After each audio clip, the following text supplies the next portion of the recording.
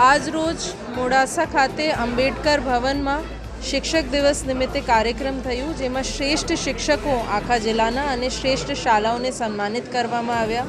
ખૂબ સારા પ્રયોગો અને શિક્ષકોની કારકિર્દી આજે જોવા મળી છે। કોઈએ નવતર પ્રયોગો કર્યા છે, તો કોઈએ દાન લાવીને શિક્ષણમાં સ્કૂલમાં ઇન્ફ્રાસ્ટ્રક્ચર સારું ઊભું કર્યું છે, કોઈને દિવ્યાંગ બાળકો માટે કામ કર્યું છે, તો કોઈએ બોર્ડર એરિયાઝમાં ખૂબ સારું કામ કરીને અને શિક્ષણમાં એક નવા દ્વીપ પ્રજ્વલિત કર્યું છે।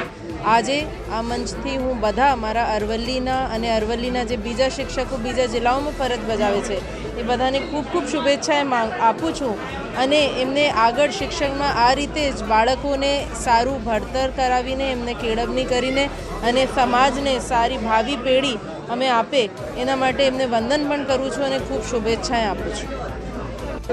નમસ્કાર, મારું નામ પટેલ ઉન્મેશ કુમાર ભાઈલાલભાઈ। હું બાયડ તાલુકાની શેઠ શ્રી M.R. શાહ સરસ્વતી વિદ્યાલય રમાસના પ્રિન્સિપાલ તરીકે ફરજ બજાવું છું અને આજરોજ યોજાયેલ જિલ્લા કક્ષાના શ્રેષ્ઠ શિક્ષક એવોર્ડની અંદર મને સમગ્ર જિલ્લામાં માધ્યમિક વિભાગમાં શ્રેષ્ઠ શિક્ષક તરીકેનો એવોર્ડ મળ્યો છે। ત્યારે અમારા રાહબર એવા જિલ્લા શિક્ષણાધિકારી શ્રી અને તેમની કચેરીનો પણ ખૂબ ખૂબ આભાર માનું છું, જેમના લીધે હું આ સ્થાને પહોંચ્યો છું। એવા મારા તમામ વિદ્યાર્થીઓનો પણ આભાર માનું છું।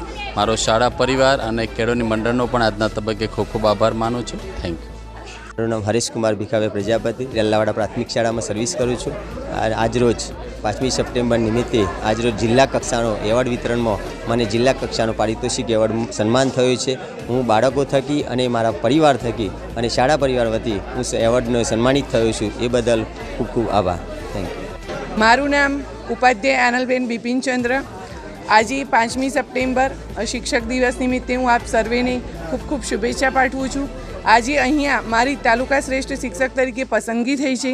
હું માલપુર તાલુકાની નાથાવાસ પ્રાથમિક શાળામાં છેલ્લા 15 વર્ષથી સતત ફરજ બજાવું છું।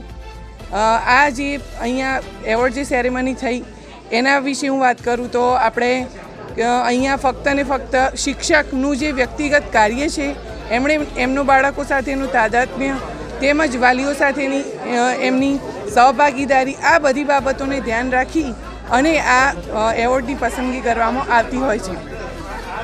બાળકોને ફક્ત અને ફક્ત પુસ્તકનું જ્ઞાન આપવું એ જરૂરી નથી, પરંતુ આ સાથે સાથે જીવનના જે શિક્ષણના મૂલ્યો તેમજ જીવન ઘડતરનું જે કૌશલ્યો છે એ પણ શીખવવા એટલા જ જરૂરી છે અને આ બધી બાબતોને આવરી લઈએ તો જ એક ઉત્કૃષ્ટ નાગરિકનું આપણે નિર્માણ કરી શકીએ। આપણે ચાણક્ય તો બની શકીએ એમ છીએ નહીં, અખંડ ભારતના શિલ્પી પણ ન બનીએ, પણ જે નાગરિકોનું આપણે નિર્માણ કરી રહ્યા છીએ એ જો ઉત્કૃષ્ટ બને તો આપણો જે ધ્યેય છે શિક્ષણનો એ ચોક્કસથી ચરિતાર્થ થશે।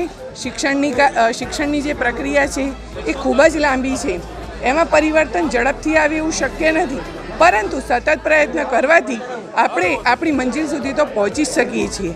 એટલે જ કહેવાય છે ચરણવે મધુ વિંદંતી, ચાલતો રહેનાર માણસ હંમેશા મધ મેળવે છે। અસ્તુ।